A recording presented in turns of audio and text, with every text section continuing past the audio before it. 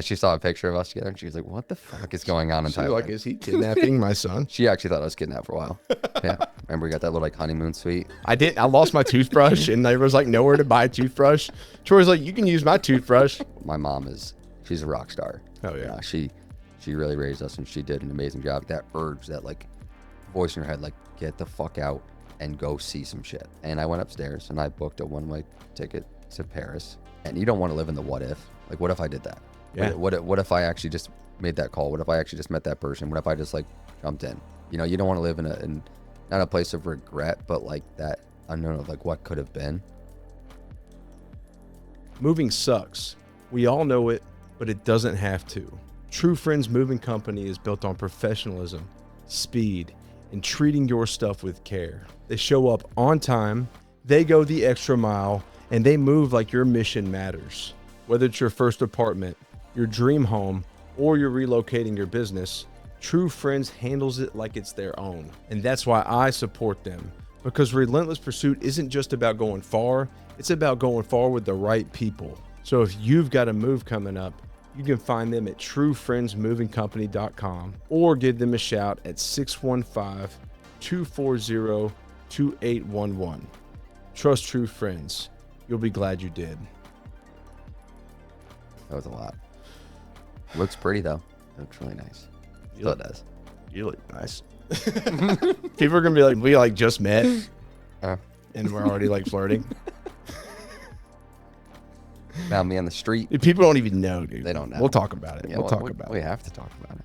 What is up, everybody? This is Joe Adams, and welcome to the Relentless Pursuit podcast.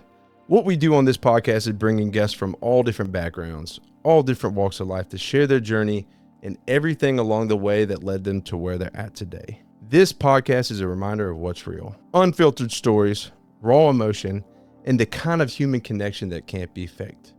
We're here to make an impact, and that is what we do. So if that is for you, like, subscribe, all those wonderful things. And if that is not for you, I don't know what your problem is, but it's time to jump on board today. Thank you. But without further ado, I would like to introduce a guest that is more than a friend.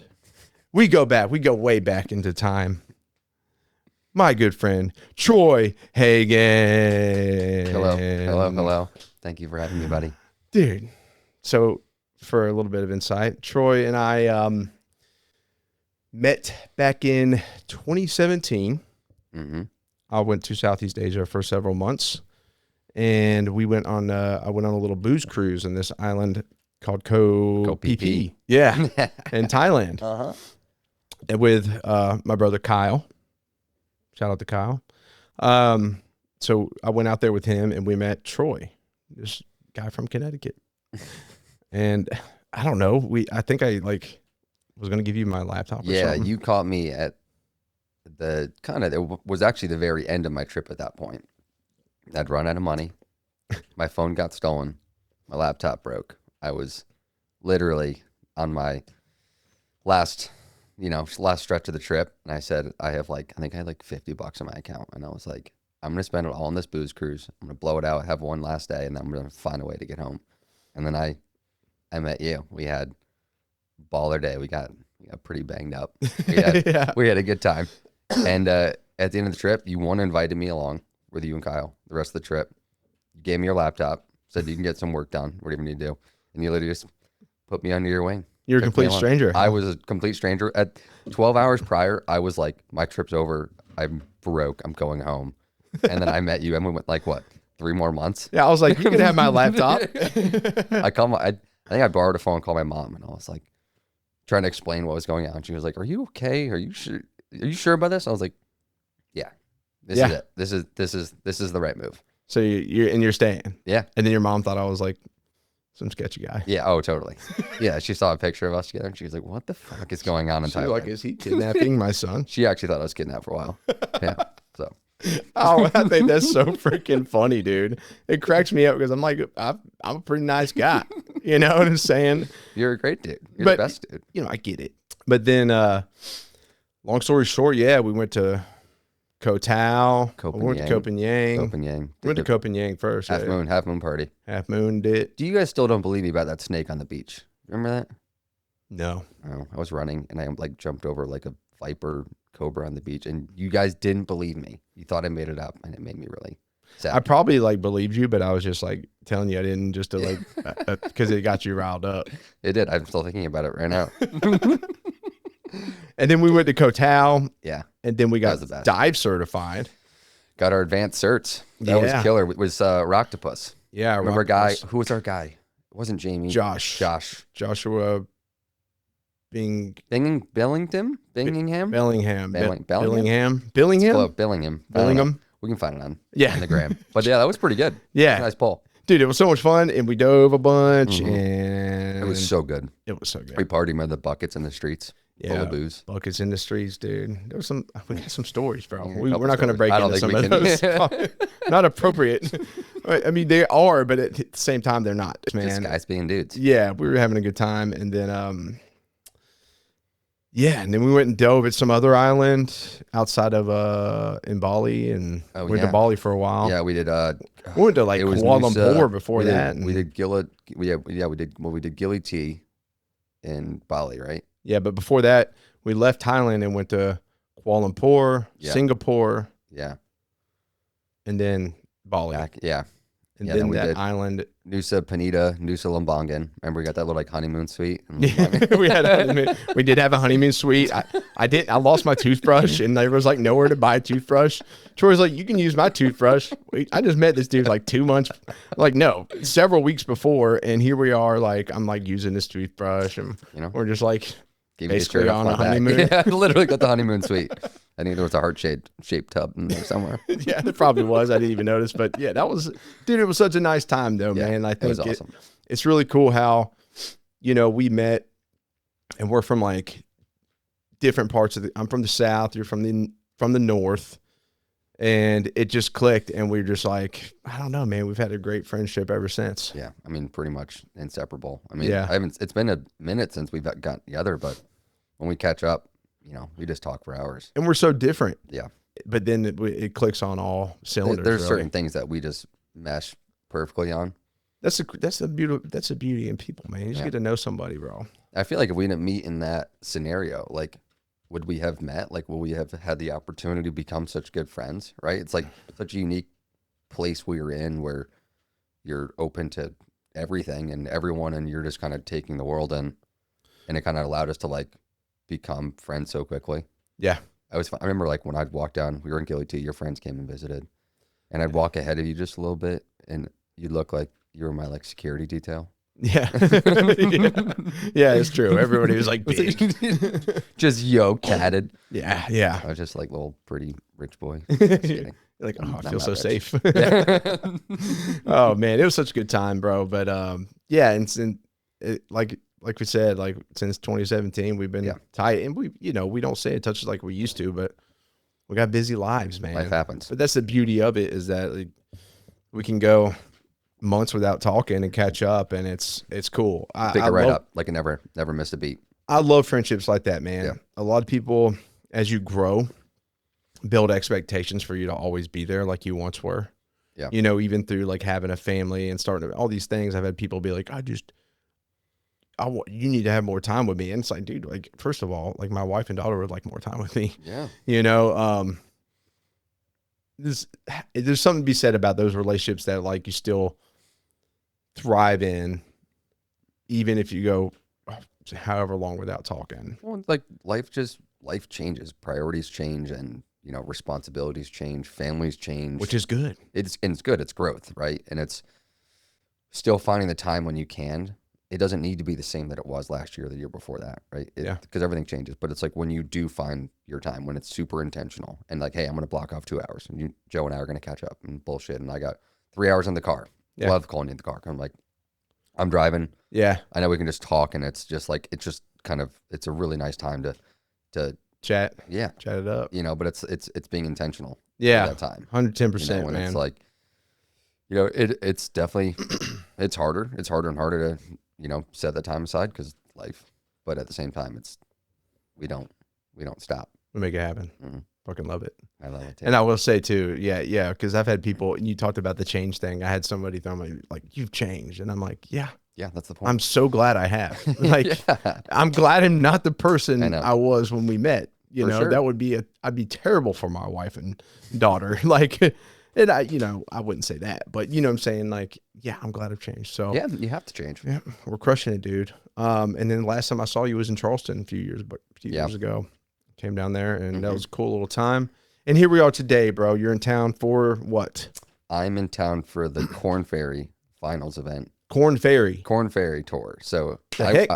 I'm a cameraman for the PGA Tour. I work with the PGA Tour, ESPN, CBS, Golf Channel, NBC, and we also work with PGA Champions, which is like the old heads, the Ernie Els, the past champions, and then the Corn Ferry Tour is kind of your tour below. So it's like your AA, AAA, whatever you want to call it. So these guys are now in their playoffs, their Corn Ferry Finals. They're fighting for either keeping their Corn Ferry card for next year so they can keep playing or get their PGA Tour card. Nice. So it's a pretty intense few weeks. I got this week. I got week off, my charity event. I got Ryder Cup, and then I have the 2 finals for the Corn Ferry. Dang. So, but it's fun. It's this. We're. You're all over the place. I know. We're this week though is on Golf Channel, 3 to 5. What time zone are we in? Central. 3 to 5 Central.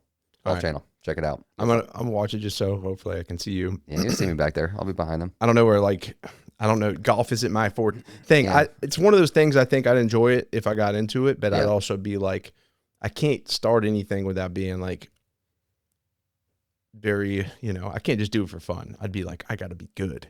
And so I don't have the time for that. Right. So it's like time consuming, and you get bit a by new the stage bug. in life. Yeah. No, I think you'll find you'll get there. I get there. Yeah. It's fun. I'll take you out. We'll go out for a day. Okay. I would love that. But I do take things really serious. I know. So just want you to know, like, don't just be like, Joe, just like have fun, wing it. I'm going to be like, I'm going to get really pissed off if I hit the ball at the tree, because that's what's going to happen. And you just got to be there for me, man. I got you. Okay. But that's really cool. I tell people all the time, like, I know a lot of people that are big golfers. And I'm like, yeah, my buddy Troy, like, I brought you up, and I'm like, he's a cameraman for the PGA Tour. They're like, no shit. Like, that's a big deal. Yeah. Yeah, it's funny. It's not even not.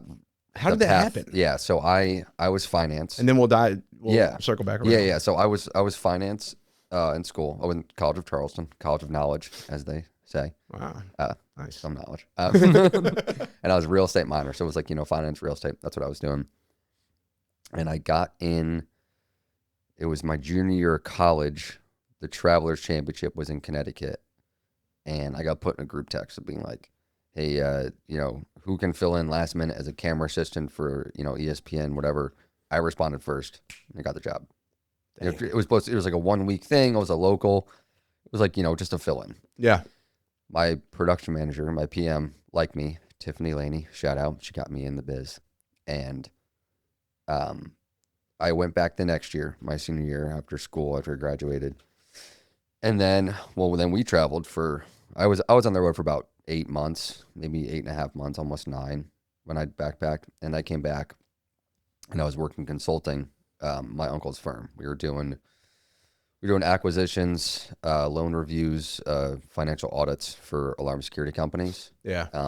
Just a lot of Excel spreadsheets, but traveling a lot. Like, we're on the road, we're whining and dining, we're, seeing the country. A lot of work, a lot of play. It was actually, it was a fun gig out of school. Yeah. Or after travel. And I started picking up the PGA Tour stuff on the side because I was semi-remote. So I'd have a week off, like, I'm going to go crash on my buddy's couch in Scottsdale and work the WM and just, pretty much break even. But like, it was I loved the environment. I love golf. I'm a golf nut. I'm obsessed. Yeah. So I kind of just like let that play out just for fun. It was like a side gig. I barely made money. And then like 2 years after that, they sent me like a full schedule and they're like, congrats, you got a job. And I was like, I called my PM Tiffany and I was like, hey, why'd they send me this? And she's like, you have a job with us now. And I was like, who was going to tell me that? Like, I didn't even know, So I was doing audio, just like the big boom mic guys in the fairways. Yeah. So I did that for like about 2 years. Then I bumped up to utility, mic op, you're laying fiber, you're kind of doing setup for the tournament and all that. And then I've always been into photography. I really was curious about the camera stuff. So I made friends with a lot of camera guys, and they would kind of show me how it works, and I'd go on my breaks, and I'd start shagging balls and, kind of messing around with the camera. I started watching golf a lot differently, like seeing how they shoot it, how they frame, all of it. Became really interested in it. And then I had an opportunity they needed someone to run camera. And I walked right in the office and I was like, give me a camera. Yeah, hook it up. And they're like, the one rule in TV is like, you will get a chance.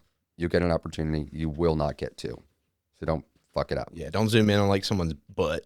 Oh, I mean, sometimes. Like, hey, these golfers Every once in a while. That's so funny. So it was, they gave me an opportunity. They sent me down to Mississippi. Where in Mississippi was I? It was a champs event. Biloxi? I don't know coastal Mississippi that well. Maybe I was in Alabama. Yeah. Alabama, you got like Gulf Shores. I think I was in Alabama. Okay. I think I made that up. Gee, that's bad. There's a coast down there, I think. I don't know. I was somewhere down there. Yeah. Okay. And it went really well. So Yeah. then they gave me 3 more. Those went well, and then they bumped me up full-time camera, and that was 4 or 5 years ago now. Heck yeah, dude. It's been awesome, man. I fucking love it. That's sick. Oh, man. it's so much fun being out. You've been all over the world.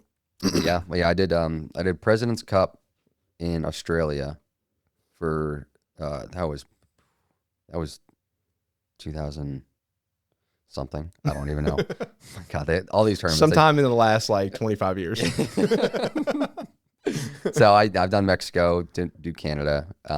I've been lucky enough, and they send us all over the country. So California, Texas. That's cool. South Dakota, like everywhere. We go all over. I love it, dude. It's such a fun gig, and it's like what I love about it is I love golf. So like being in the fairways with these guys, like being around TV, and like the cool thing about TV is like every hole is different. Some guys sprays it right, some guys at left, and it's like you're working with these guys to like get the coverage. You're working together, and it's a really cohesive team. Yeah. Like I love my coworkers.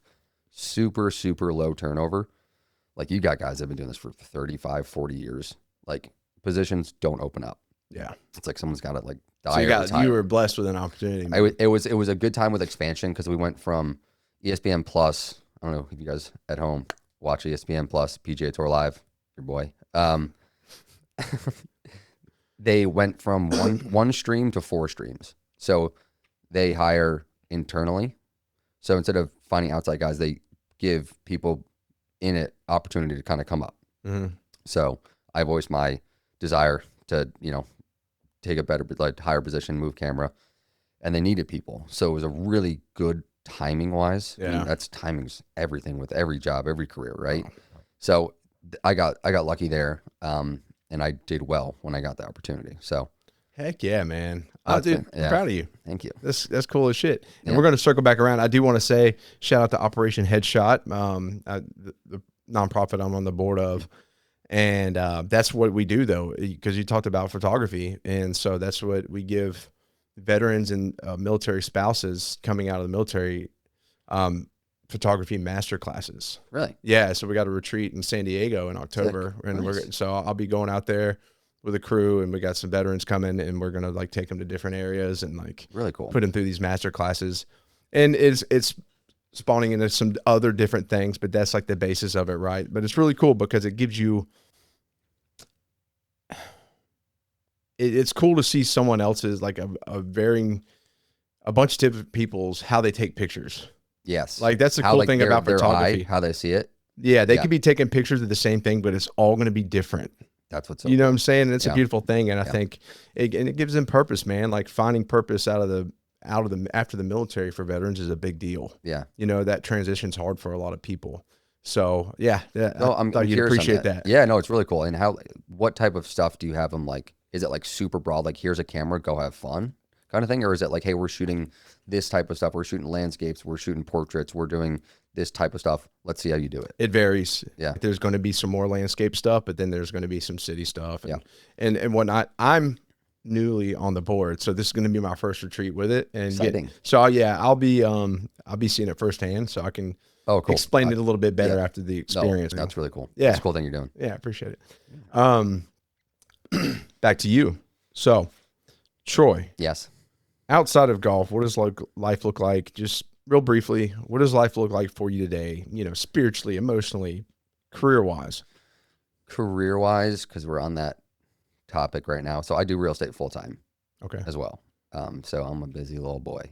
I like to. I have a very full plate. I don't know what to do with free time. Sometimes I add too much to my plate. It's a problem. Amen. Oh my God. I feel you. I need to learn how to say no. I really do. It's a thing. I don't know how to say no. Yeah. My girlfriend gives me shit all the time, but she's right. And my wife is giving me shit, you know? Yeah. So the real estate I do love. So I started an investment company with my mom, my sister 5 years ago. It was like peak COVID because I was a real estate minor. I was in finance and I was like, that was my long-term play, right? Like the golf stuff is my passion. I love it. Real estate's also a passion, but I know that there's longevity, there's long-term, there's retirement, there's assets. That's really where, long-term I'm going to succeed. Yeah. Because I see these guys, like I said, these guys have been doing humping a Cameraman for 40 years. They're working 40, 45 weeks a year on the road to support their family and everything. And it's like, as much as I love this, I don't want to be doing that. Like perspective shifts when you have a family. Yeah. And like, if I pull back on the golf and like, I do like the tournaments I want and I love it. But if it can turn into a grind quick. Like at one point last year, I did like 9 weeks straight living out of a suitcase, city to city. And I was so fucking burned out. I was like, oh my God, how is this sustainable? And it's not. And then you have a girlfriend, you want a family, and it's like, you can't really do both. You can balance it. You can kind of either tone this down or add to here, but like, it's really hard to have all that and then be on the road. Yeah. Like on my breaks, I'm responding to emails, making phone calls, responding to texts, and like working like all day long. We're working 15, 16-hour days. Yeah. That shit adds up. Yeah. And you're still, trying to handle real estate stuff. Good. Yeah. I mean, that's still moving. Shit. I have an open house going on right now. Really. I just like, it works, right? We have a good group we work with.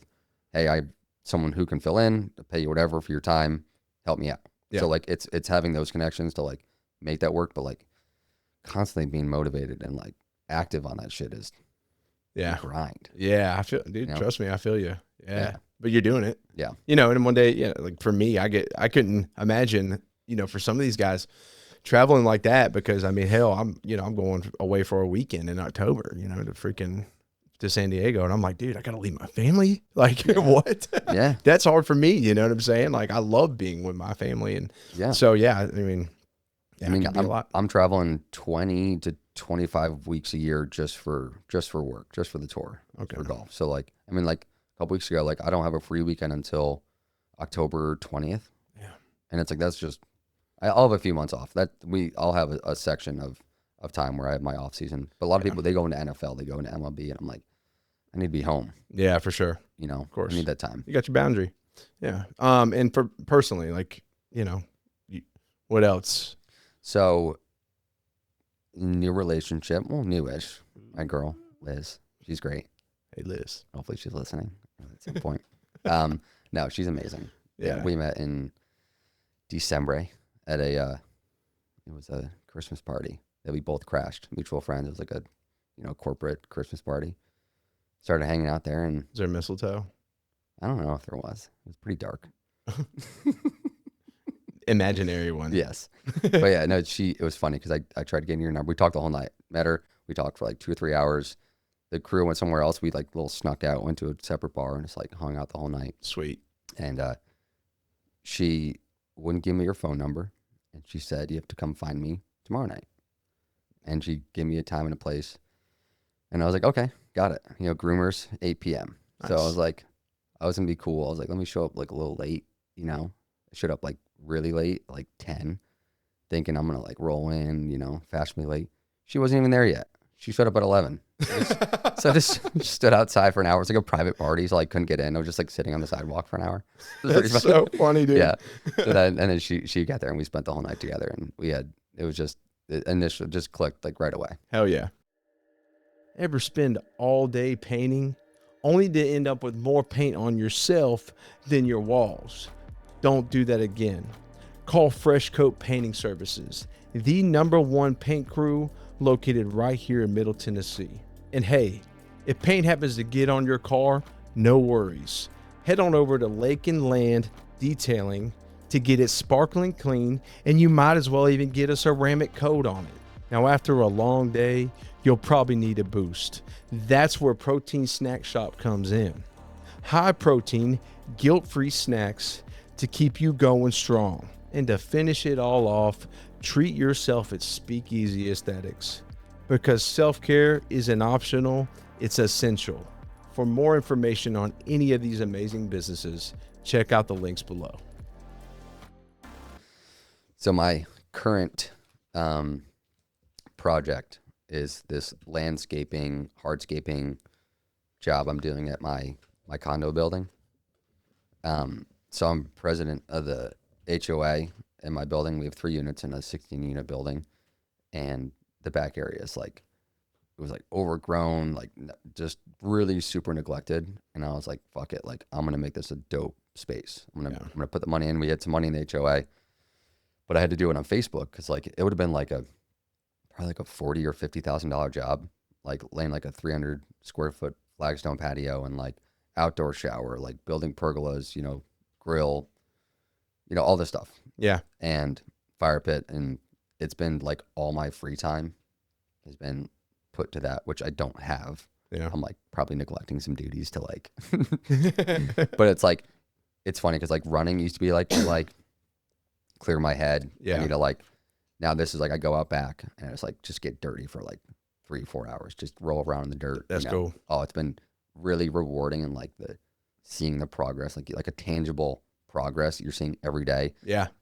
It's hard to find that kind of shit, right? Where it's like, oh, you're good. It's like, we don't really have that in our day to day. Yeah. Like, there's like because manual labor sucks. Let's be honest. Yeah. It's taxing. It's physical, but seeing something you're doing with your bare hands come together is so rewarding. Yeah. So much fun. That's been like my new obsession. So cool. I think I wrote Man Cave Energy down. Yeah. So when we were young, we were in high school, and my neighbor up the hill, Brian Wilson, shout out. We decided we're going to build like a fort in the woods, and we became obsessed with this project of building this man cave. And it's like we'd get home from school, we'd drop our bags, we'd run up the hill, we'd start working on this thing like months. It was me, my brother Storm, and Brian. It was like this month. I mean, it's still standing today, like however many years ago now. But it was like this obsession, this project, and it was like that feeling of like being consumed and obsessed with something.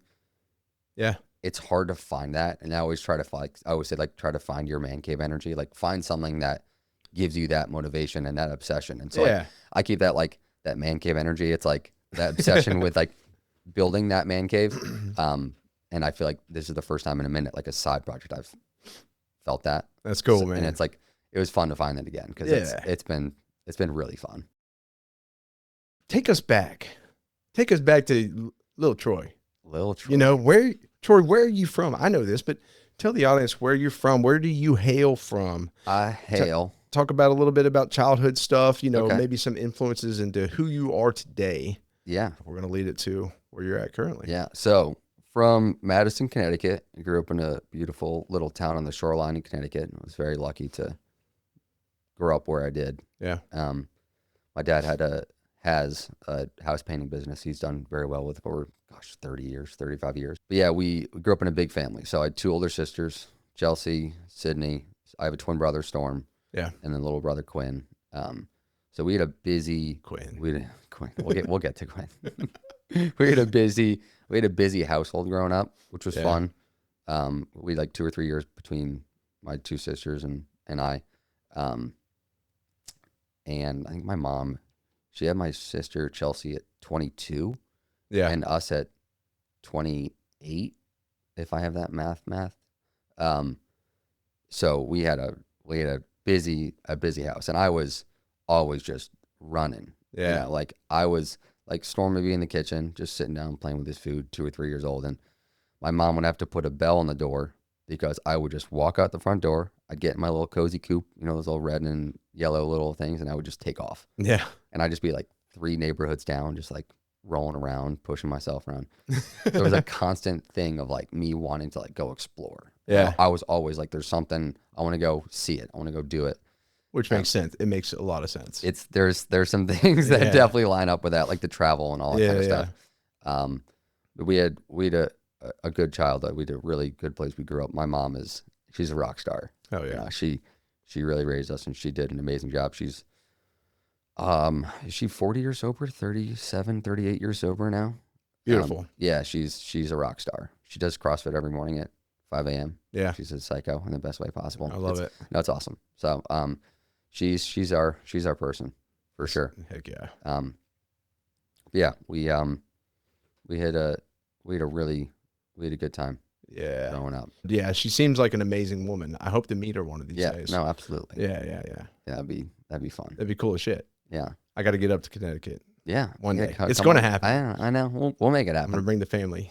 I would love that. Yeah, dude. We're going to make it happen. I got to meet your family. Yeah. Oh, dude, you're going to meet them Sunday. I know. I'm excited. I know. Yeah. Sunday dinner. Sunday supper is going to be. Dude, Ozzy nice. Is going to come in just like, I can't wait. I'm stoked. Yeah, me too. One day you'll have a little one. But I got baby fever right now. Storm had a baby last week. Oh, wait till you meet. Oh, yeah. Well, obviously, sure. Yeah. And then my sister has a little girl, Gemma. She's a crazy person. And she's pregnant again, too. So you're going to meet Ozzy and you're going to be like, holy crap. I know. I got baby fever right now. Yeah. I keep bringing it up to Liz. And Liz, if you're listening. Yeah. I talk about babies all the time. Does she? Yeah. Okay, good. Yeah. She's like, No. No, it's good. I just visualize like the guy sitting there like, dude, I want a baby so bad. And the girl's like, oh, what are you talking about? Yeah, no, I got baby fever. I'm happy for that, dude. Yeah, I can't wait to have a family. Yeah. The timing, it'll happen when it's supposed to. Well, and bring it back quickly to like, on the road life. Yeah. And like trying to balance all that. It's like something's got to give, right? Like the current status of my travels and work, it would be really, really hard. Yeah.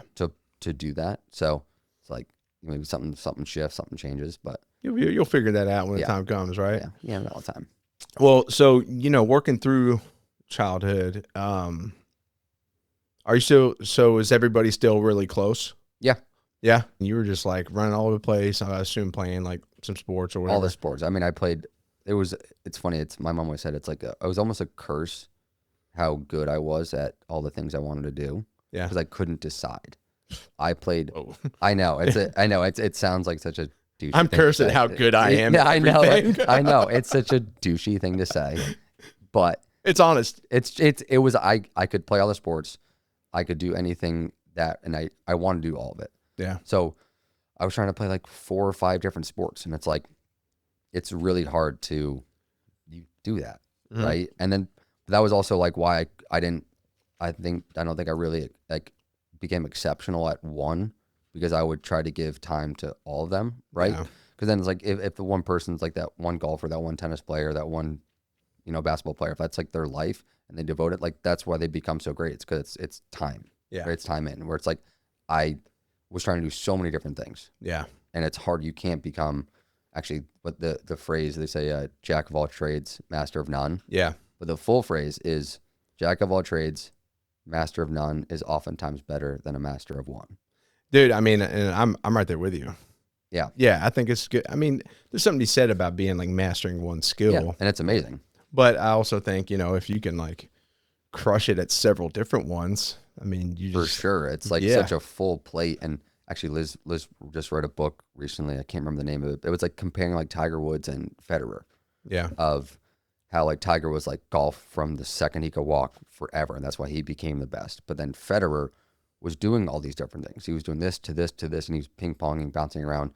And because he had all these different skills and assets that he learned, it ended up being the best thing for him to become the best at, Yeah, for sure. Sport. So it's like there's 2 different ways of doing it, and I feel like I'm on that side where I'm just like real estate to finance to here to consulting to golf to this, and it's like you kind of just keep following that path, and you're picking up so many things along the way that maybe you do realize or don't realize are greatly beneficial to that. Yeah.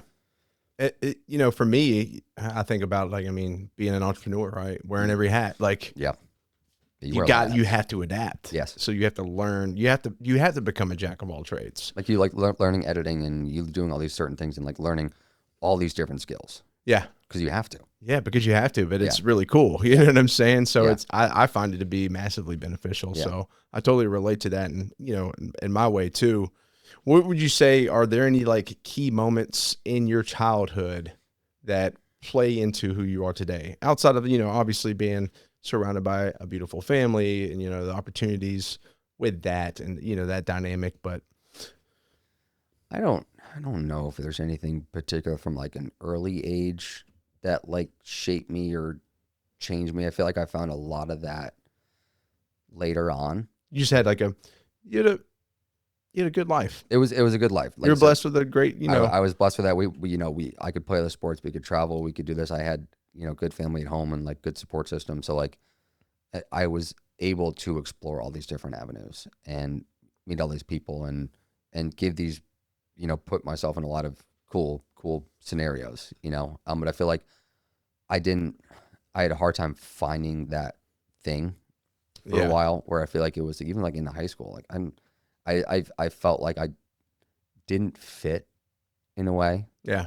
It was like, it was hard to feel like you found that thing where I felt like I was just off, like a half step off from everyone else. It just like, I didn't quite mesh perfectly with everyone or whatever it was. And then I went to school and I went to Charleston, and I feel like I started to kind of find it there. And then I know we're kind of jumping through childhood, but the travels for me. Well, I was going to say, to your point on that not fitting thing, I've always felt that my whole life. You know what I'm saying? We moved a lot, different situations, but like it goes to that point of like, but like our friendship, we shouldn't fit, but we do. Does that make sense? Yeah. And then I think you realize like that's, I like on paper, you probably wouldn't think we would fit. Yeah, I wish I hadn't wasted. I mean, and I'm not gonna say like everything is. I'm right where I'm supposed to be, right? Yeah. But I think of my childhood, and like I was always trying so hard to find that fit. Mm-hmm. It never really clicked. Yeah.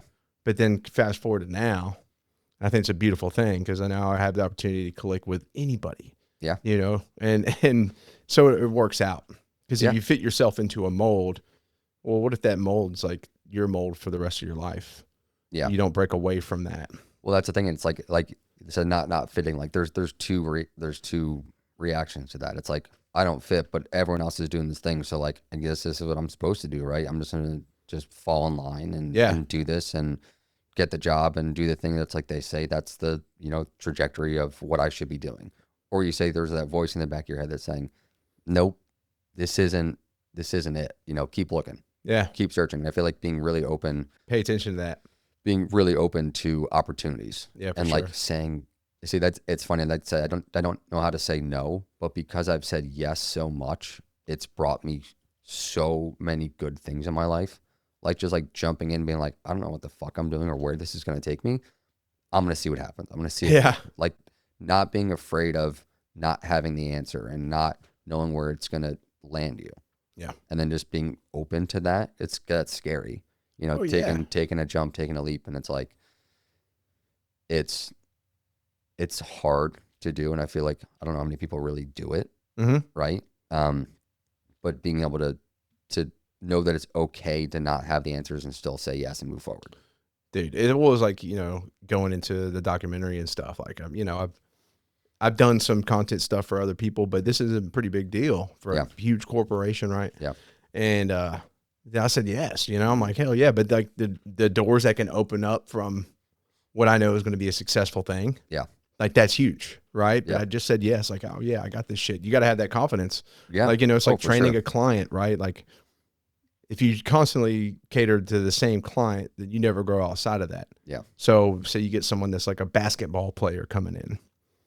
Like I'd never worked with a basketball player, but I can work with you. I can make you better. You know what I'm saying? Like, and you just got to like do the research and gear things towards them, right? You just got to be willing to do it. And it's putting one step forward and jumping into the unknown sometimes that you find that you're really successful there. Yeah. And like they said, everything's figure outable.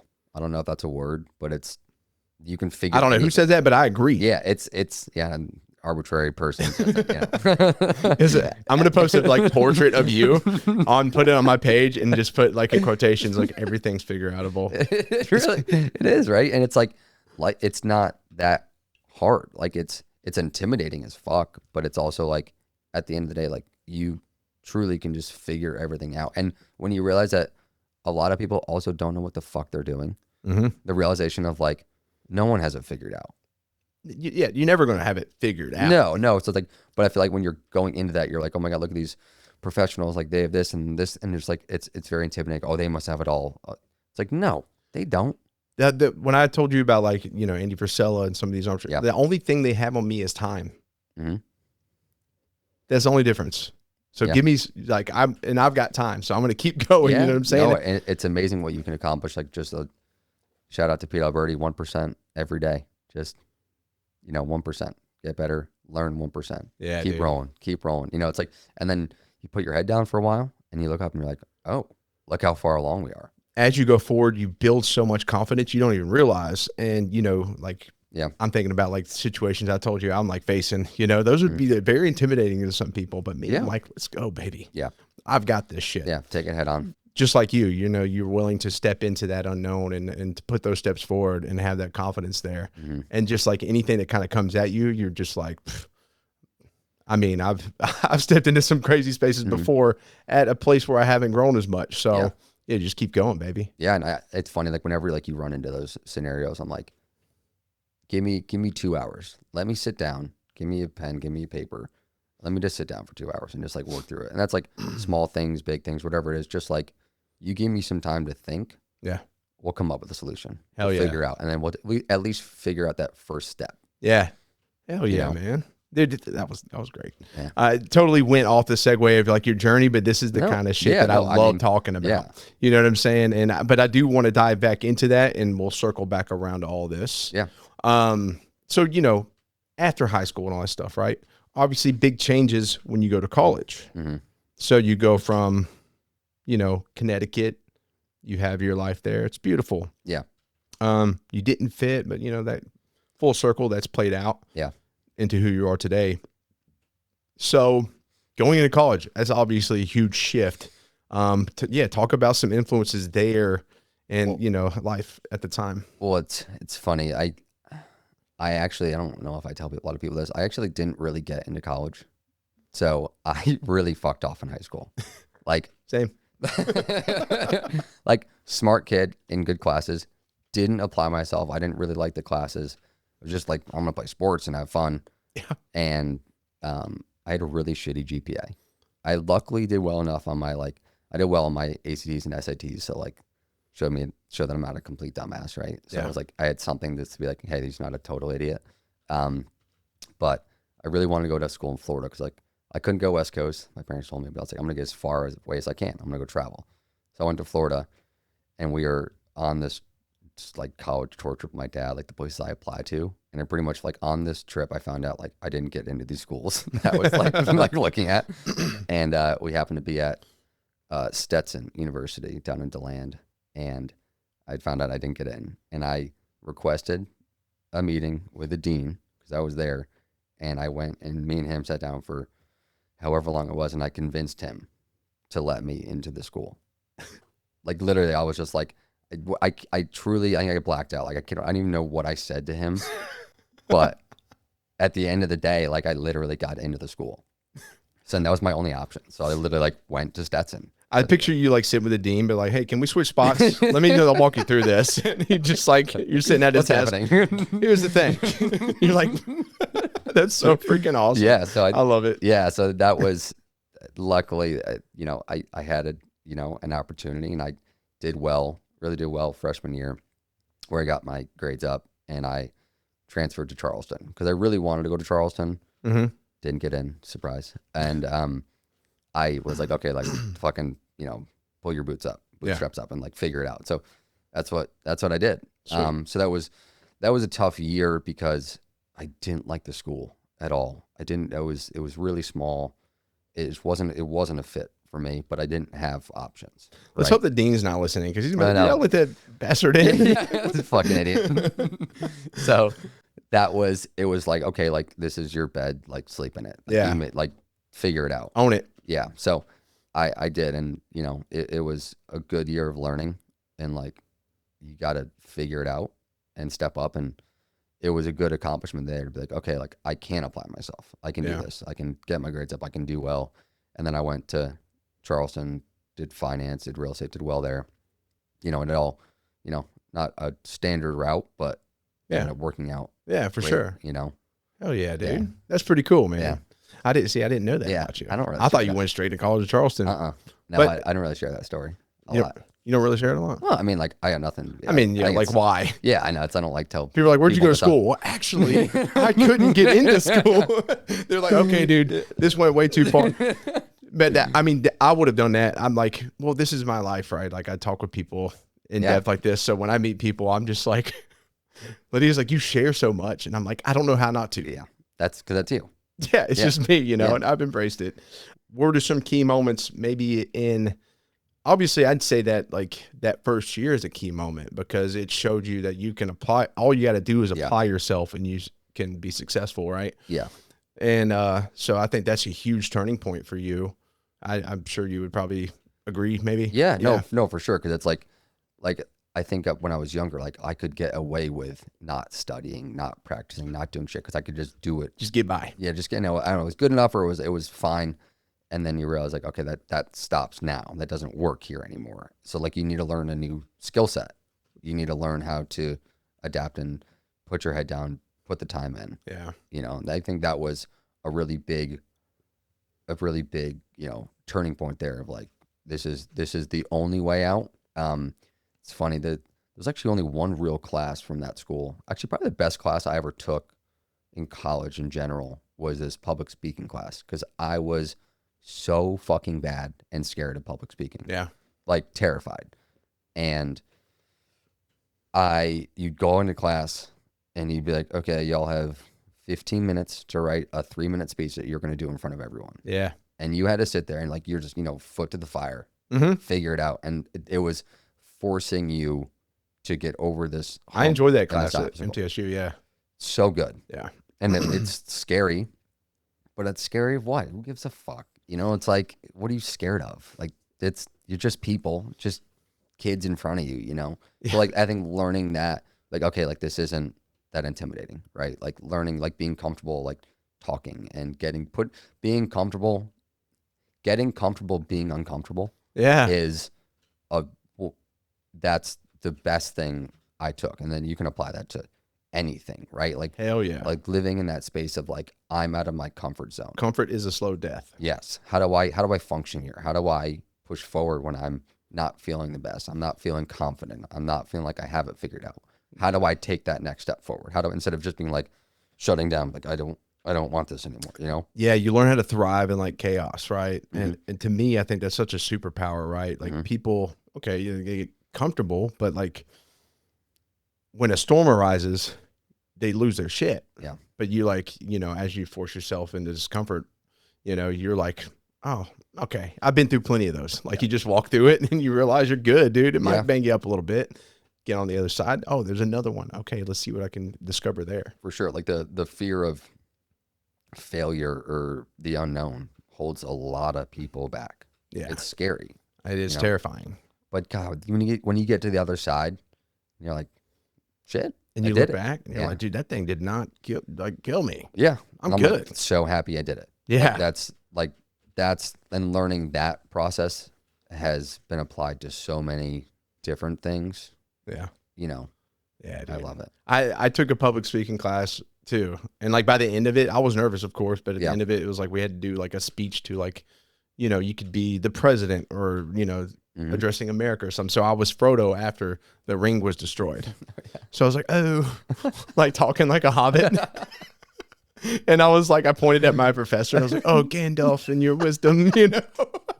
I love that. Yeah, he was trying to he was like, dude, you should take acting classes. He told me that. And then next thing you know, I was like, actually, I'm going to Southeast Asia for a little bit, you know, but it was just so funny. Like I got that but I had to almost like put myself into a character to make it very much more enjoyable. And I spoke at MTSU last year. Sweet. And dude, I remember just like the whole, like before I was just like checking my pulse. I was like, Oh yeah. I'm not having like a heart attack. I think so I didn't invite anybody except for my wife because I just didn't want people I knew there. Yeah. I was like, there's going to be plenty, but yeah, dude, it's an intimidating thing. But like you said, that discomfort, man, is a positive thing. Yeah. What does life look like for you coming out of the college life? Coming out of the college life, I didn't really have a plan, right? It was what I feel like a lot of college kids say nowadays. It was, I really, really wanted to do a study abroad semester, but because of my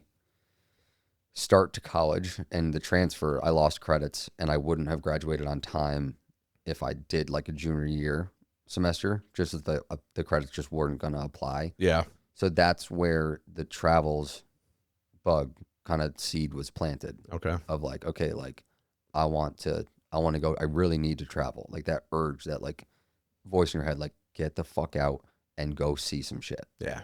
And I graduated, came home for summer, and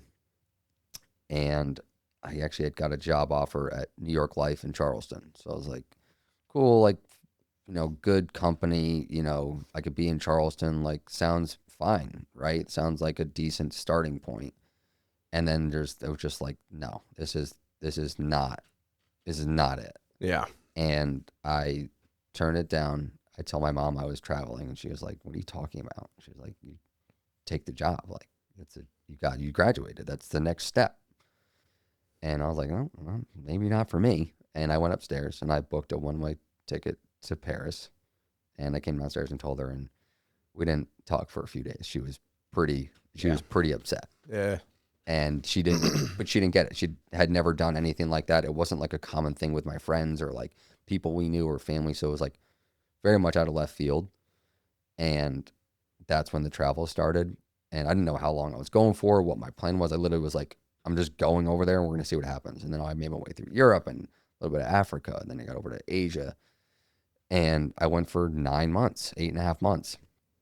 And finally came home, and it was like, after I came back, my mom was like, I am so happy you did that. Yeah. Because she couldn't see at the time. And again, that's a tough position because like she's your mom and like I listened to her on everything. And they want the best for you. And but what she knew as the best for me was what she knew. Right? Mhm. Like she didn't know anything about this or what that would be or what it looked like. So it was scary for her to be like, to give that blessing, right? But you kind of had to, make your own way. Yeah. I mean, it's funny you say that because when I went through addiction, and then I went through the military for 6 years, and I got out, went to school. Yeah. And then I got presented the opportunity to go to Southeast Asia. And my dad was like, I mean, you're in school, you're in a good place. Like, why would you don't need to, and I was like, Dad, put yourself in my shoes. If you had the opportunity with no responsibility other than yourself, imagine going and seeing the world. And he didn't say anything. And the next thing you know, like he gifted me like a badass, like Osprey traveling bag, Sick. And they were like, I think it really he shifted his perspective like that. That moment of him being like, hey, I support you. Yeah. And it was cool, and it turned out to be one of the best things I've ever done. So, I mean, God, I think about it. I don't know if I think about it daily anymore, but weekly, like stuff pops in my head or like same. And it's always kind of there. I'm always like, where are we going? Like, what's the next, like where can we go? And I always say, just do the thing, right? The only way to do the thing is to do it. Thinking about it, talking about it, planning it. None of it's doing it besides doing the thing. Means nothing until it's done. And nothing until it's done. So and you can apply that to anything, right? Yeah. Just do the thing. When you're sitting there, you're feeling like you're spinning your wheels, you're not getting traction or whatever it is. And you're just maybe just staring at your computer, staring at your phone, just fucking do it. Yeah. It's the only way to do it. Yeah. It only gets done because you do it. Yep. Become a doer. Worst case, or it talks like with business, dude. It's like an opportunity arises. Or, maybe I pitch somebody. Worst case that some person says no. Yeah. But if I keep pitching, yeah, somebody's going to say yes. Right. And that can change your freaking life. Yeah. And you don't want to live in the what if. Like, what if I did that? Yeah. What if I actually just made that call? What if I actually just met that person? What if I just like jumped in? You know, you don't want to live in not a place of regret, but like that unknown of like what could have been. That's a bad place to be. That's why I don't quit, baby. Yeah. Yeah. Never. Screw that. Yeah. Oh, it's like, what does it teach my daughter? You know, I Yeah. want her to achieve great things. Yeah. And she will. Yeah. But I have to keep going because For I'm sure. her example, right? Example. I'm her example. Right? God. I'm not even going to cut that out. But yeah. So I'm her example, right? Yeah. And so that's extremely important to me. And I've talked about this like every episode because it just applies, man. It's something I think about every single day.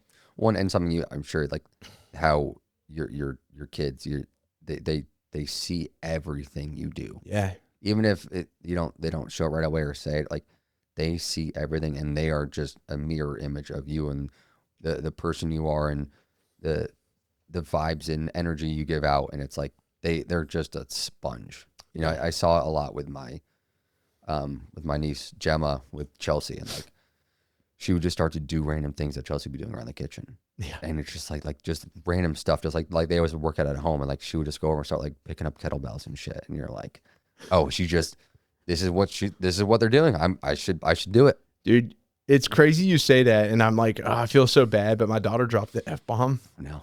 I know. But like I'll be driving and I'll see somebody do something and I'll be like, oh, fuck. You know, like they do something dumb. Yeah, it just comes out. Like I don't think about it. Yeah. But like Lydia said her parents were over and she has like a little bike she rides around in the house. Mm-hmm. And she was like, get stuck like at a wall. And she was like, fuck. And I was like, dude, she was like, Joe, you need to like, she said F-bomb. And I was like, why is it my fault? And she told me the example. And I was like, that's definitely me. that one's on me. I'll bear that one. At least she used it in the proper like context. Yeah. You know? It's so hilarious. Probably dude. Adorable too. I know. I'm like, honey, you can't be cussing like, you can't be saying that though. That's trash. You can't be this trashy little girl. You know what I'm saying? No, man, but but to your point, dude, yeah, they are a sponge, man. They were watching, and like I see that more and more and more, especially at this stage. You know, she's 2.5, right? So, but it's cool. But even then, like the life you live, they see it, dude. So if I quit, you know, she takes on a really hard task or goal, and she's like, Dad, I just can't keep going. Like, I want to be the example of, yes, keep going because you can achieve it. Even when you feel like you can't, you got to. But if I quit, and she's like, well, Dad, like you quit, what do I say to that? Yeah. Yeah. How do you talk through that? And I mean, do you want, well, do you want to live with regret? That's all I would say. Yeah. But I don't want to live with regret for not, you know, going all out. So no, for sure. But then, and like you said, off cameras, like, if it's either that or if it's a pivot. I think a pivot is something it's a really important concept. Yeah. Because it's not quitting, and it's not like, because there's two sides to that, right? Like if you're going down the wrong path or someone that's not bringing you what you want and you're not doing it right, continuing to be like, I'm not going to quit. I need to keep pushing, and you're going down the wrong way. It's not necessarily beneficial. Yeah. So it's learning how to pivot and like, okay, like I'm still moving forward. I'm just turning a little bit in a different direction. Yeah. And it's like, then that's also another super important thing where it's like, you know, learning how to be like, okay, like this needs to change a little bit. This needs to be, you know, a shift. And like they say, it's like in like investment, it's like, just because you put money and time into something doesn't mean, oh, I already put this much in, I need to keep going because I don't want to take that loss. But sometimes you're better off taking that loss where it's at rather than getting 2 years down the road and now your loss went from here to here. Bro. Yeah. Well, it's like the financial burden of that building I was in. I mean, almost $5,000 a month in overhead. Yeah. Bro. And it's like, I just kept like digging a hole, and it's just like, oh, but I'm like, my mindset is like, keep going, you know, but the pivot has allowed me more freedom there. And I still got to like tackle some things, but at the same time, and I learned so much there. I mean, I had to get to that point. It was all necessary, but it was like, don't keep doing that. Like the pivot is all, I've downsized quite a bit, but at the same time, I've grown so much more. Yeah. You know what I'm saying? Yeah. The purpose is something, the brand is turning exactly what it's supposed to be, but I had to do that pivot in order to realize all those things. And but that's a hard place to be, because when you're like, I need to push, I need to go, don't give up. You know, it's like, and it's sometimes you get the blinders on, right? You're like I need to keep But at the same time, it's like when you can get a little perspective, take a step back and be like, okay, let's assess this. Let's shift, let's pivot. And like a big pivot is scary as fuck. Yeah, well, because you think too, like everybody sees it, everybody knows, people talk about it. Yeah. You know, and they're like, you don't got the time and energy to go to them and explain everything. No. And it's not worth it either. No. You know, if they're going to judge and say, oh, this or that, then like, don't even waste your time with those people. No. But at the end of the day, like that gets in your head at first. You're like, oh, it's going to think I'm a failure and I'm quitting, you know, but like. Yeah, it's so easy for something like that. Yeah, exactly. Now I want to get back, you know, dude, I just want to like talk to you for hours more, dude. Just not go to work. Yeah, just quit. Just be like, hey guys, like, can y'all start a little later? We'll just go like steal all the golf balls and all the tees. And they're like, dude, we don't have it. Yeah, we can't play. You do a lot of different stuff. You mentioned something, relationships being pretty difficult at times, you know, and I bring that up because, you know, I think that's applicable for everybody in life, right? So it's an important point to touch on, but also, you know, they also shaped your growth. Yeah. And your perspective on things. So I want you to take us down that road to however in whatever depth you want to. Yeah. I was in a relationship that was difficult. It was really difficult and it was toxic. It was unhealthy. And I mean, just segueing off what we just said, going down a path that, I've already put this time, this effort, this money. And you feel like, well, if we keep pushing, if we try hard enough, you know, we'll get through. I remember sharing with you some of my shit. Yeah. And then like, you feel like, we'll just, you know, we'll give it a little bit. We'll push through. And it's like, we were in this, like this cycle. It was like, well, we even set dates. It was like, if we're not good by this point in October, you know, then we'll really, you know, we'll step away. And then everyone's on their best behavior. There's no like real fighting, you know, it's, you know, we're all good. And then you get there and you're like, oh, well, things are good. Yeah. You know, why would we end it? You know? And I was like, okay, yeah, we can keep going. And then you get to the top of that and then it starts to fall back down. Then you fall into that shit again. And it's like, I would get stressed about coming home. Like home is my safe space. When I come home from a work trip, 2-3 weeks on the road, I don't want to be fucking stressed about walking in the front door. Bro. Like that's what it was for like a year and a half. And I was like, and it became my new normal, which is why it was so easy to get stuck in it. Right. Where it was like, if we had just like jumped to there, you'd be like, oh my God, this is fucking crazy. Like this is the worst thing. Why would I want to keep doing this? Like I'm done. But it was like your normal, your true north kind of shifts. And all of a sudden you're just a different person. You're down a different path and you're like, where am I? Yeah. You know, and it was a cycle that was so hard to get out of. Right. Where it was like, not really having that outside perspective, being able to step away to be like, oh, this is what's really going on. This is what's, it was just like your new normal was this like fucked up, toxic, a really unhealthy place. But you learn to cope, and that's what your day to day was. And it was just, it was constant. And from the outside, it probably looked good. Oh yeah. Right. Like posting on Instagram. Oh, you know, look how happy we are. We're on this trip and doing this. And it was like, you could fucking portray whatever you want on social media and to tell people and all that, but people don't see that shit behind closed doors. And it was really unhealthy. Yeah, man, I've been there. Yeah. It's this tough place to be in, man. You know, and the thing about that is a lot of people go into that and they never get out of it until maybe, and if they do, it could be years down the road after kids. And maybe a marriage will fix this. Oh, maybe a new baby will fix this for us. And I remember sitting with my friend at a bar and you know, like a couple months for the wedding I was supposed to have. And he was like, this isn't going to fix it. Yeah. Cause I really looked up to his marriage, you know, as a good, a friend and mentor at the time. And he was like, that's not going to fix shit, Joe. Yeah. And like, he was basically he was get out, you know? And of course things force himself to make that happen. Right. But, yeah, dude, it's terrifying, man. And then when you step away from that space, I want to know, like, what have you learned from that? Like, one, you become so aware of like, holy shit, you start really like seeing like all these habits and these things and these seeds that were planted. So bad.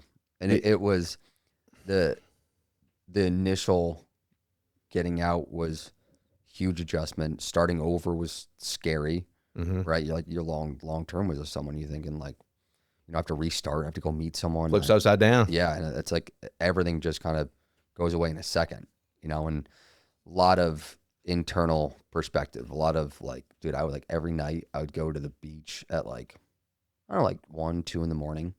I throw my like my vest on and just walk for like an hour, 2 hours, and just like, it was just, dead quiet, no one out there. And I just would just think, walk. Yeah. And it was like, I didn't have that for years. I never had my space of like getting out. Like my, what's the word I'm looking for? Not defense mechanism. My kind of coping solution was like, if I feel like I'm getting to like here and like you feel like you're just like kind of overwhelmed, angry, upset, whatever it is, and you feel like you're just gonna fucking explode. Yeah. I would physically remove myself for like 15, 20 minutes. I'm gonna go for a walk and clear my head. We're having an argument. I'm gonna say something I don't want to say. I'm just gonna fucking remove myself. Yeah. And take a walk, and then you calm down and you think through it and you come back and you try to finish the conversation, right? And like, I was never allowed to have that because it was always like, oh, you're walking out, you're leaving. And I'm like, no, I'm just taking a fucking pause. Like, I need to clear my head, because if you make me sit here and have this argument and get louder and louder, like, we're going to have a big fucking blow up. Oh, yeah. And I was never able to get out. And I just was like, holy shit, like, I'm going to explode. Yeah. And it was really, I hated it. And that was my mechanism. Like, okay, I'm feeling I'm here. I know that ceiling. I need to take a breath, take a beat, because I need to bring those cortisol levels down, because I'm about to fire off, and like, that's my coping. And again, I'm 15, 20 minutes. I'm going to walk the neighborhood. I'm just going to go walk around. Yeah, dude. I'm going to take a second. That's so good for you. Yeah. Sometimes I just need to like scream, and it's not necessarily about my wife, just like there's been some overwhelming circumstances and just life in general. Yeah. I remember a few weeks ago, my wife, we had a talk, and there, we weren't like fighting or anything like that, but I was just like, I felt so overwhelmed, and I was like, I just got to go drive. And I never do that. I said, but like, I just want to scream like nonstop. And I remember, and I didn't want to do that in front of my daughter. No, yeah, and so I was like, I need space to go do that. Yeah. And if I do it in the truck, y'all are going to hear me from there. Like, it's going to, because I'm just going to be like, ah. Yeah. And so I just drove like, down some roads, and I just remember just like screaming, like, dude, like, just losing it. And I was praying, and I was crying, and I was just like, covering all these things, and I needed that so bad. Because when you keep it in, right, it's just, you can't keep it in. You physically, you just need to, and again, that's thoughts, that's concerns, that's whatever, like, you internalizing shit in any capacity, in any way, it doesn't work. That's why men and masculinity get such a bad rap, because people think being a masculine man, you're supposed to bottle everything in and tough it out. Yeah. But you see the damage that does. Oh my God. Not only to the person, but everybody else in their fucking life. Yeah. Yeah, because now I'm an asshole. Now I have a short fuse. Now I'm not a good person to be around, right? Like, it's a domino. Yeah, and then you teach it, and if you try to live that mold, and your kids are susceptible to that, and they your son's bottled, and it passes on, dude. Yeah. We got to break that. Yeah. Be tough, be all those things a man should be, but also like let your shit out, talk about it, all those different things. Yeah, and that's actually probably the best thing with my new relationship is we communicate great. Yeah. And it's everything, like difficult conversations, hard conversations, like we just sit down and we talk. Yeah. And it's like, that is such a sigh of relief. Like, to have that space to be like, hey, like, this is bothering me. Can we just like talk about it? Yep. And it's never like an argument. It's just like, hey, like, we just need to, this is getting to me. They made me feel this certain way. Yeah. And I just want you to know this is how I feel. Yeah. And just want you to hear it. Yeah. And just being able to be like, hey, this isn't me pointing fingers. This isn't me saying this is your fault. This is just how I feel. We can't control our feelings. You feel the way you feel. Being able to like be open and communicate it's everything. Well, people think that, like, if you have a discussion with your spouse or your partner or whatever the case is, that like you're supposed to see eye to eye, like on whatever the subject is. Like, if I communicate my feelings, you're supposed to agree with me, but that's not happening. We're two different people. Yeah. We will always be two different people. We are one, but we're still separate. You know, we still our own person and individual. So that being said, like, we don't have to agree on everything either. No, We you're can not. still have a perspective. It's healthy not to. Understand each other's perspective. If you're your person, I'm my person, and we're not going to agree on everything, but having understanding and giving the people their space or whatever they need in those circumstances, that's what it is, right? It's like I don't deal with things the same way that Liz does, or feel the same way things that she does, but at the same time, I understand it. She's communicated that to me, and then when she's feeling a certain way, I'm like, oh, she's feeling this, and then I can be there for her in a way to support that. And, you know, facing what, you know, we've recently seen in current events. Yeah. Imagine if people just applied that mindset with everybody. Like, hey, if we don't agree, but guess what? I can understand where you come from. Yeah. It's that simple. It is that simple. And it's like, but and then these really, you know, important relationships you have with people, it's some people just don't speak the same language. Right. And that's like my past relationship. It's like, she was a very good person. She did a lot of things that I really loved, and she did a lot of things great, but there were certain things that we just didn't, our language was different. Yeah. Right. Like what I thought I was doing was right wasn't what she thought was right. And I couldn't be there for her the way she wanted me to be there, and vice versa. So even if it wasn't lack of trying, it wasn't lack of empathy. It was just, it's simply, I couldn't give her what she wanted, and same for me. What is she, you know, I've had to think about people, you know, in the past, just in like relationships, even with friends, right? And I would get real angry, you know, but I had to like look at them as a mirror. And that's what I've been able to do. And that's what's helped me like chill out a lot, is like, what has that person taught me about me? Like, everyone's a mirror in those circumstances. Everyone's a mirror in your life. Yeah. They reflect something about you that you can change and work on. So maybe looking at past relationships, or like that one specifically, what has that taught you about yourself? Well, it's taught me how to take a beat, think before you act, before you respond, learning that concept that people do speak different languages and they do need different things. Yeah. And it didn't work for that relationship, but then having the time to have a lot of inner perspective and understanding of myself, and kind of refiguring out what works for me, what I want, what I need in my life. Yeah. And then being able to apply that and be like, we've been super open about everything, like a lot of past issues and like what we went through, and both sides of us, you know? Hell yeah. And then kind of being an open book has allowed this relationship to flourish. Did you start off that way? The open book thing? Yeah. Yeah. Oh yeah. That's one of my biggest things I tell people, like, oh, 100%. hey, you want to start off rocking? Open book. We were having like heavy, like sharing a lot of, you know, difficult stories and conversations and feelings and stuff, like before we were dating. Like we it was about a few months of us like hanging out and talking and getting together and really starting, like, we ramped up really quick, but it was like we were having those conversations. We were having those conversations before, like there was a very, very beginning of us even hanging out, like the first few nights. Yeah. You know, we were having these like really deep types of sharing and, you know, open communication. And it was like, that's what works so well. We meshed just like right away. Yeah. I feel you, man. Yeah. Dude, that's beautiful, man. Yeah. Well, I look forward to meeting Liz. Yeah. You know, you did say you felt called to speak on growth in relationships. We covered that. Yeah. But balancing work, life, and family, why those areas? Well, I mean, for me, that's everything right now. I'm very career oriented. I want these relationships to flourish, and my family is super, super important to me, and I want my own family. Yeah. Right. So like learning that triangle, that trifecta of learning how to balance that in this capacity. And then as we grow and move, how do we keep those 3 points at, you know, the forefront? How do we learn to keep those three things meshing? You gotta like the pivot, man. Everything pivots. And it's not a perfect triangle, right? It's like a little isosceles. It's moving around. You know, but again, it's a movement, but it's learning how to balance that. Sometimes it's a month of like, hey, like really career heavy. Like, hey, like this is my focus. Like I really need to put time into this, and this is where my time's going to be, and that's my forefront. And then it's, you know, our relationship. We have some time when we can really work on that. We can do the date nights, so we can travel together. We do these things, and that becomes, you know, each thing they kind of, it's a constant rotating triangle trifecta where it's like, Yeah. you're going to have time and space for all of that, but it can't all happen all at the same time. Man. So it's like learning to be like, and like, that's where you're communicating like, hey, like, just so you know, this next few weeks, I'm going to be on the road. It's going to be tough. It's not going to be easy. You're not going to see me a lot.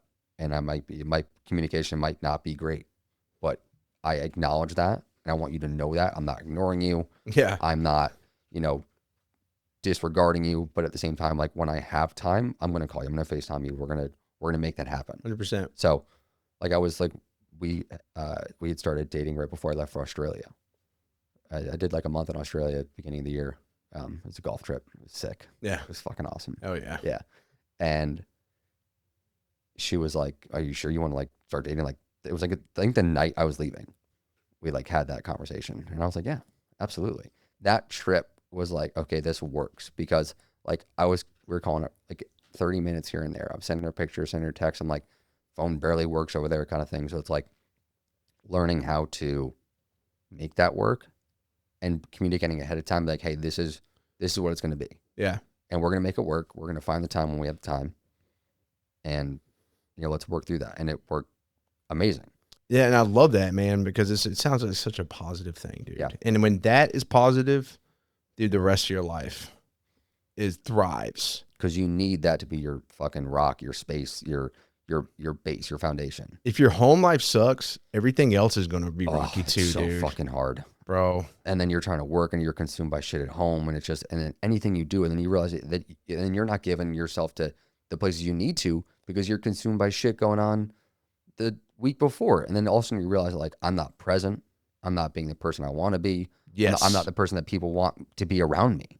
Yeah. And it's like, okay, like I tend myself to be, I'm a very social person. I like to, be very positive and around people and like bring a lot to conversations and to people and make people's lives better. I want them to be happy I'm in their life. Yeah. Right.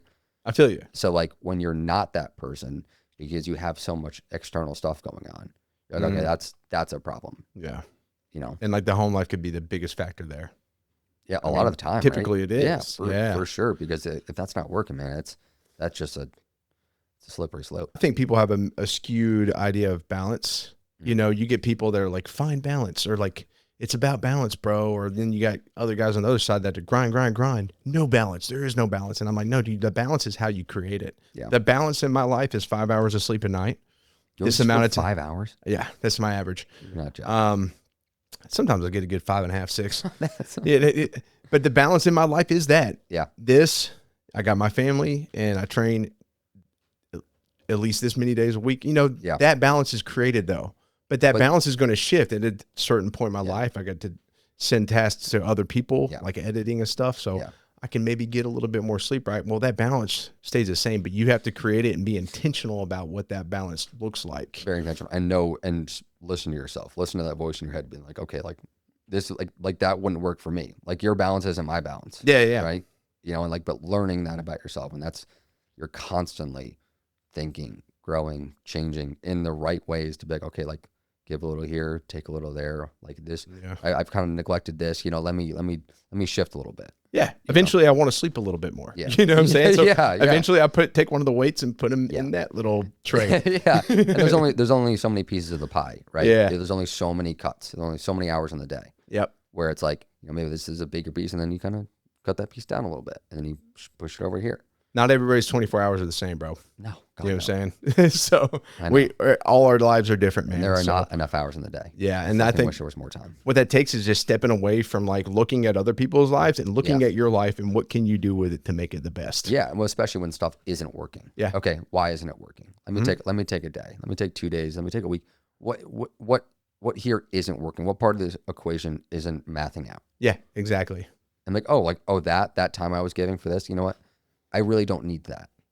Yeah, it doesn't. It's like, that could be going out with your friends for beers. That could be whatever it is, whatever isn't value add because it's taking away from something, because everything's give and take, right? I saw something the other day.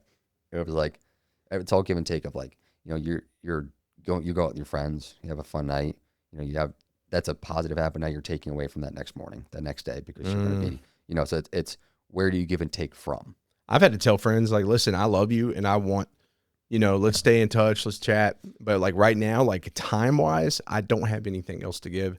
And like, I'm working towards a season where I can free up and we can do some things, but like, this is where I'm at.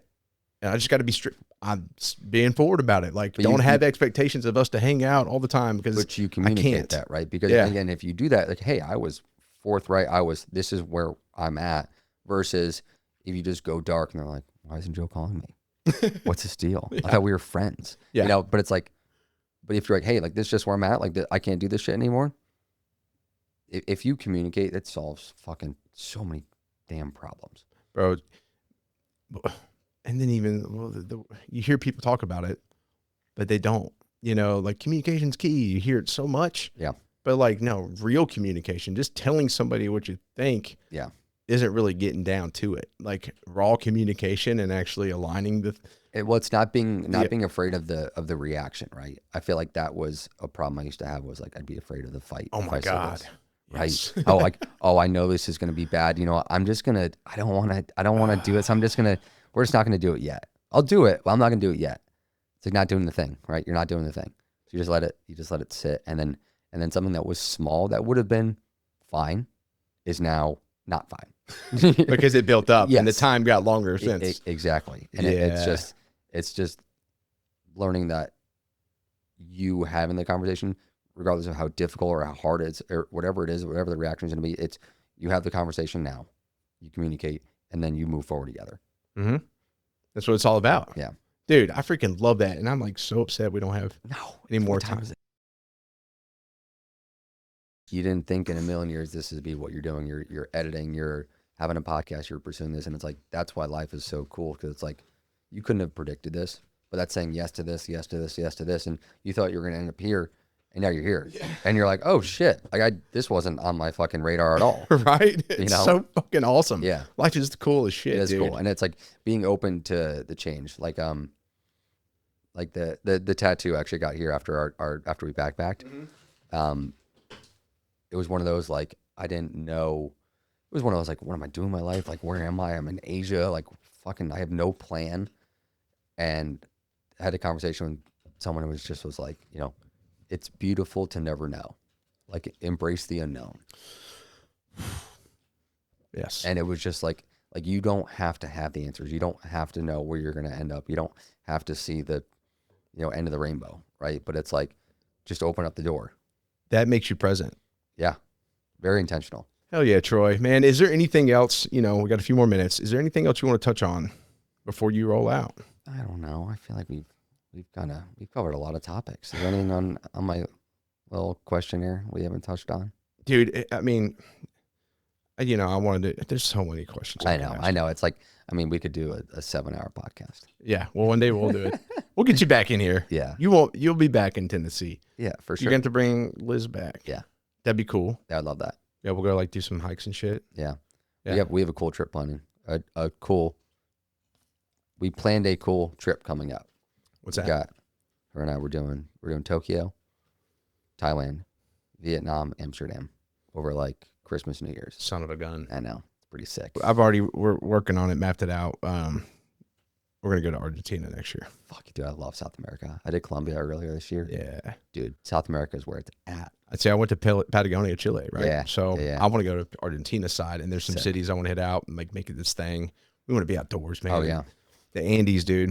The So Andes sick Mountains are just so like, it's like just raw magic. Now, I will say I am so appreciative of your friendship. Likewise, brother.